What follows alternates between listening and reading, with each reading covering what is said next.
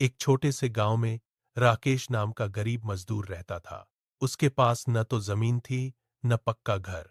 झोपड़ी में बारिश में पानी टपकता था। वह रोज मजदूरी करता था। कभी खाली पेट सोना पड़ता था, लेकिन उसने कभी चोरी नहीं की। एक दिन काम से लौटते समय राकेश को बरगद के पेड़ के नीचे एक पुराना काला बटुआ पड़ा मिला। उसे खोलने पर उसमें 500 रुपए की मोटी गड्डी थी। उसने कभी इतने पैसे एक साथ नहीं देखे थे। वह चाहता तो पैसे से अपनी सारी गरीबी दूर कर सकता था, लेकिन उसने ईमानदारी का रास्ता चुना। वह तुरंत बटुआ लेकर गांव के मुखिया के पास गया। मुखिया ने पूरे गांव में खबर फैलाई। पता चला कि बटुआ शहर के एक अमीर व्यापारी का है, जो जमीन खरीदने आया था। व्यापारी ने राकेश की ईमानदारी से प्रभावित होकर उसे इनाम दिया और अपने गोदाम में काम दे दिया। राकेश ने मेहनत से काम किया। कुछ सालों में उसकी जिंदगी पूरी तरह बदल गई।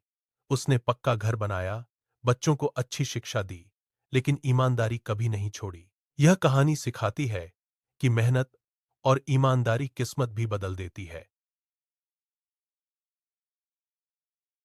एक छोटे से गांव में राकेश नाम का गरीब मजदूर रहता था। उसके पास न तो जमीन थी, न पक्का घर। झोपड़ी में बारिश में पानी टपकता था। वह रोज मजदूरी करता था। कभी खाली पेट सोना पड़ता था, लेकिन उसने कभी चोरी नहीं की। एक दिन काम से लौटते समय राकेश को बरगद के पेड़ के नीचे एक पुराना काला बटुआ पड़ा मिला। उसे खोलने पर उसमें 500 रुपए की मोटी गड्डी थी।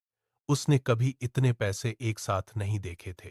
वह चाहता तो पैसे से अपनी सारी गरीबी दूर कर सकता था, लेकिन उसने ईमानदारी का रास्ता चुना। वह तुरंत बटुआ लेकर गांव के मुखिया के पास गया। मुखिया ने पूरे गांव में खबर फैलाई। पता चला कि बटुआ शहर के एक अमीर व्यापारी का है, जो जमीन खरीदने आया था। व्यापारी ने राकेश की ईमानदारी से प्रभावित होकर उसे इनाम दिया और अपने गोदाम में काम दे दिया। राकेश ने मेहनत से काम किया। कुछ सालों में उसकी जिंदगी पूरी तरह बदल गई। उसने पक्का घर बनाया, बच्चों को अच्छी शिक्षा दी, लेकिन ईमानदारी कभी नहीं छोड़ी। यह कहानी सिखाती है कि मेहनत और ईमानदारी किस्मत भी बदल देती है।